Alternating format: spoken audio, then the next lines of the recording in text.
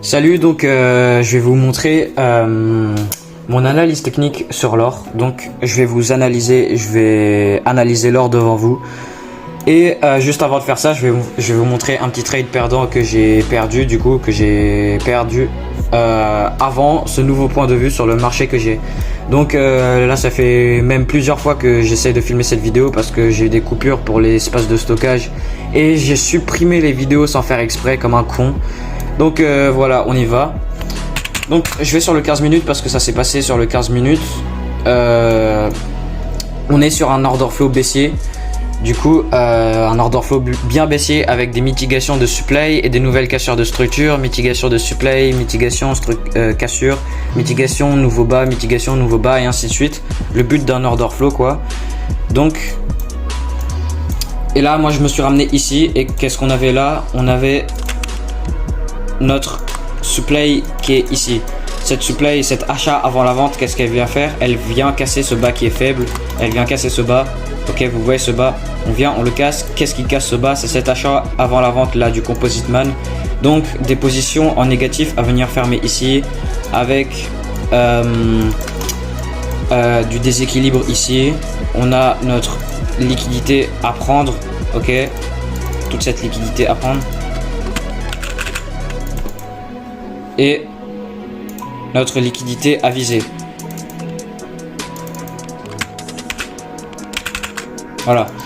Donc ça c'est les setups que j'aime, c'est les setups que je prends normalement. Là on est sur un order flow baissier. Le but de ce trade c'est de du coup poursuivre la continuation de cet order flow. Et moi donc j'ai pas eu de chance. Qu'est-ce qui s'est passé?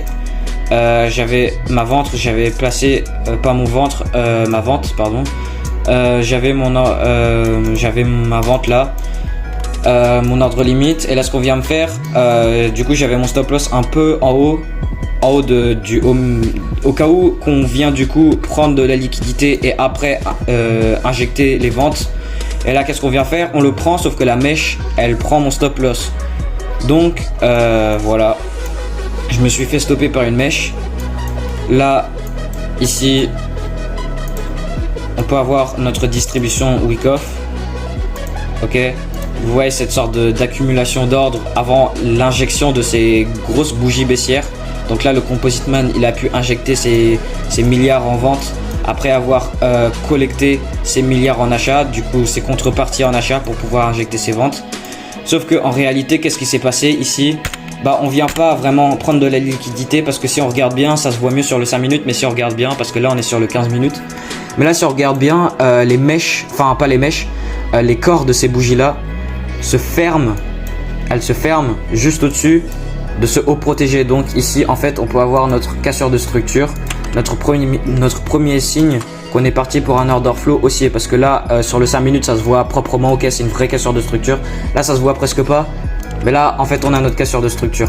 Sauf que pour moi à ce moment là, en fait moi j'avais considéré ça, enfin pour moi ça c'était juste une prise de liquidité pour venir prendre les stop loss qui étaient au-dessus de là, de ce haut, parce que le Composite Man d'après tout il sait qu'il y a des stop loss en haut de là, et vient les prendre.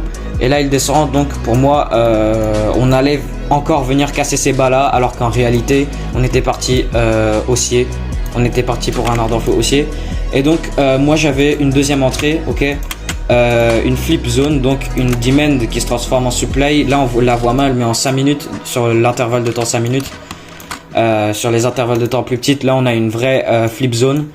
Là du coup on remonte pour la mitiger, on réagit vite fait, et là on vient, on casse tout, on viole tout et on vient prendre ce haut. Et donc là on est parti pour un order flow haussier.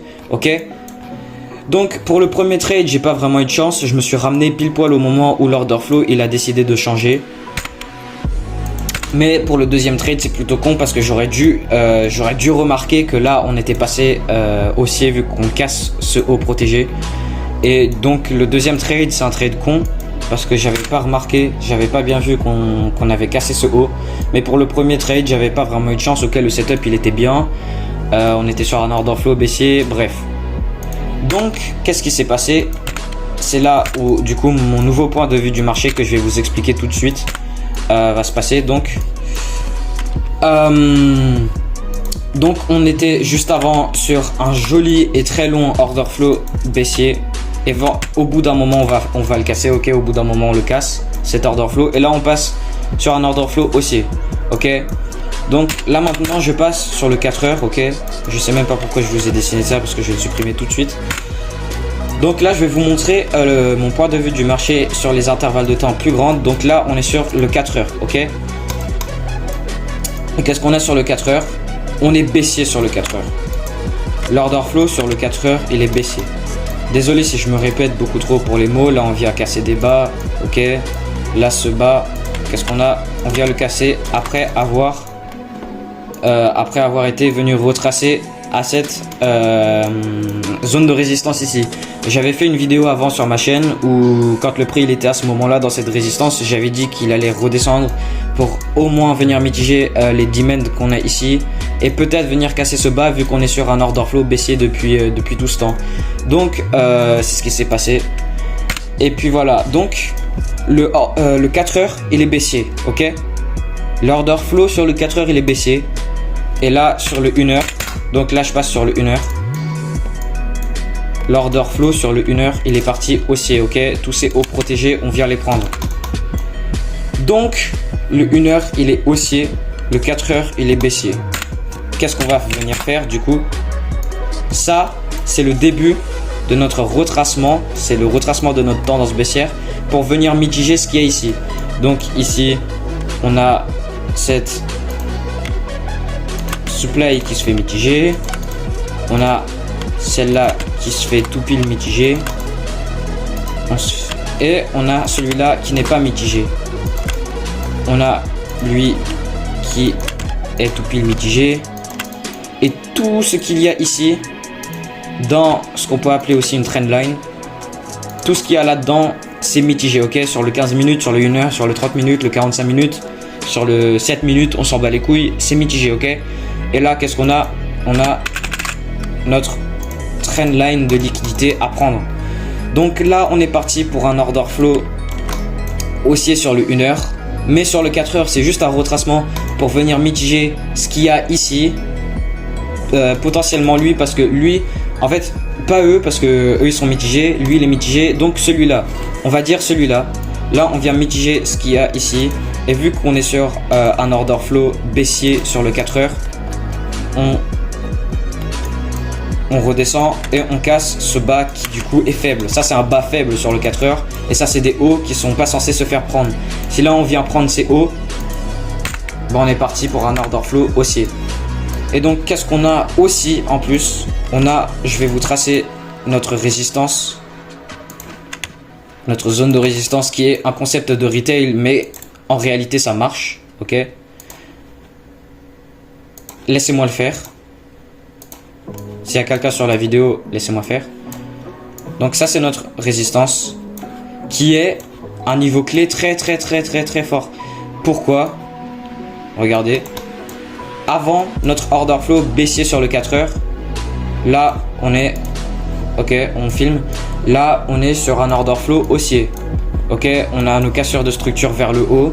Ok, et là qu'est-ce qu'on a? On a notre support, une touche, 2 touches, 3 touches, 4 touches, 5 touches, 8 touches, 9 touches, 10 touches, 20 touches, on s'en bat les couilles. Le prix il voulait pas dépasser cette zone. Ok, on peut voir ça comme une zone, comme les retail. Le prix il veut pas casser cette zone, là il vient, il casse ce haut. Sauf que juste après d'avoir cassé ce haut, qu'est-ce qu'il fait? Vlam. J'ai mal dit, ok, c'est vraiment con ce que je viens de faire. On vient violer cette support, on vient prendre ce bas là. Et ça c'est le début du coup, ce mouvement baissier, c'est le bas, enfin c'est le début, c'est le commencement de notre order flow baissier sur le 4 heures. Ok, donc on a cette support qui est devenue résistance. Là on revient retester cette résistance qui a été rejetée une fois, 2 fois, 3 fois, 4 fois peut-être, 5 fois, 6 fois. Et là on descend pour prendre le nouveau bas et poursuivre notre order flow baissier. Donc qu'est-ce qu'on a?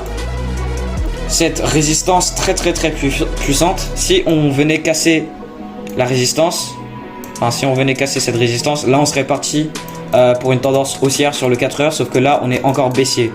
Là, cette montée, c'est juste un retracement pour le 4 heures, sur le 4 heures, pour venir mitiger du coup cette supply là ou cette résistance, mais en fait on a cette supply, donc peut-être pas la résistance, mais venir mitiger en tout cas, bref. venir mitiger ce qu'il y a ici pour potentiellement, si on casse pas la résistance, pour venir casser ce bas qui est faible. Donc voilà, ça c'est, du coup voilà, c'est ça. Donc voilà, le 4h il est baissier, le 1h il est devenu haussier pour venir mitiger ce qu'il y a à mitiger sur le 4h et potentiellement venir faire des nouveaux bas.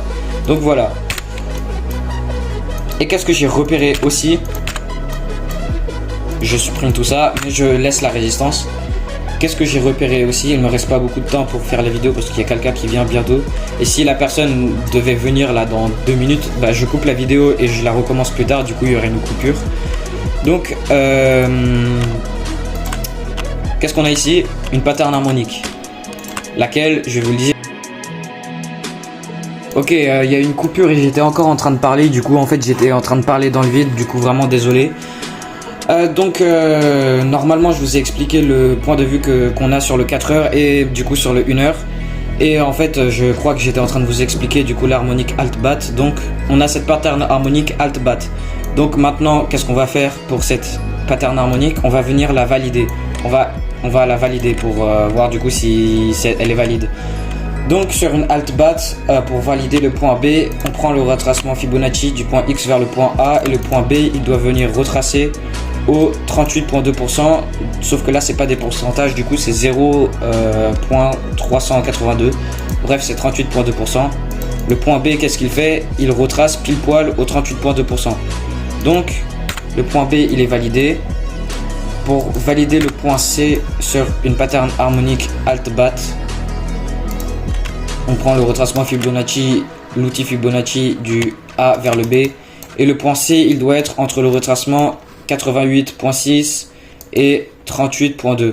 Donc 88.6, 38.2. Donc on est entre les deux, il s'arrête juste avant le 88.6. Donc le point C il est validé. Ok. Maintenant tout ce qu'il nous reste à faire c'est de valider le point D pour valider notre pattern harmonique alt-bat. Donc on prend du X vers le A et le point D il doit retracer au 113, donc 1.13 sur quand c'est pas des pourcentages. Sauf que là on s'arrête avant le 113 et sur l'outil des patterns harmoniques fourni par TradingView, bah ici ça nous le dit, on est au 108.5, ok, 1.085, donc 108.5 ou au pire on peut dire 108.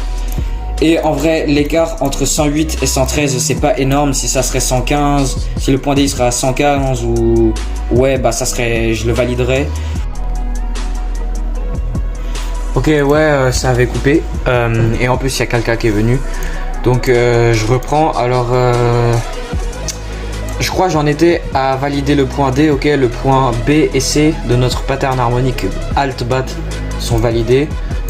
Tout ce qui nous manquait c'est de valider le point D qui devait arriver au retracement Fibonacci 113, sauf qu'il arrive au retracement 108.5 qui est pas très loin. Donc en vrai on peut valider le point D et valider notre pattern harmonique alt-bat. Et donc je crois que j'ai activé des indicateurs depuis, j'avais pas ça sur mon écran juste avant, enfin mon dernier enregistrement c'était il y a plus d'une heure maintenant, 1h30. Donc il y a aussi le nuage d'Ichimoku qui vient de se faire casser, du coup maintenant encore plus de confirmation de bullish.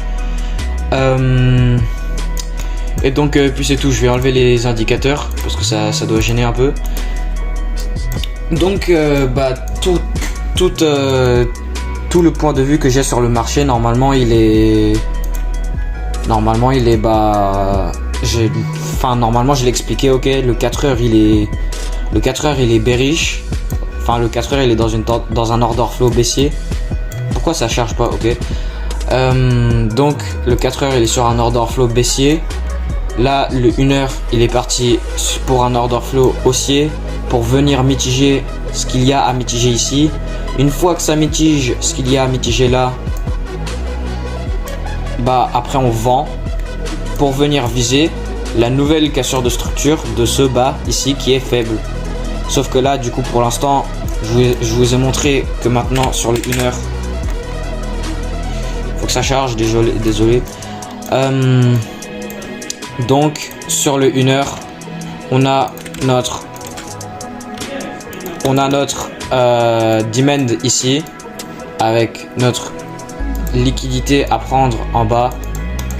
Et donc là, on descend pour mitiger ça. Pour après mitiger ce qu'il y a en haut sur le 4 heures. Pour mitiger les supplies sur les 4 heures ou la résistance. Et après, venir faire des nouveaux bas sur le 4 heures. À part si ça casse notre résistance qui est très forte. Donc voilà. Du coup, cette analyse, c'était pour montrer que je vais essayer de prendre des achats pour viser les hauts du 4 heures. Et une fois que ça arrive vers les supplies et la résistance, on vend pour venir viser les bas en bas. Donc c'est tout. Et puis voilà, ciao.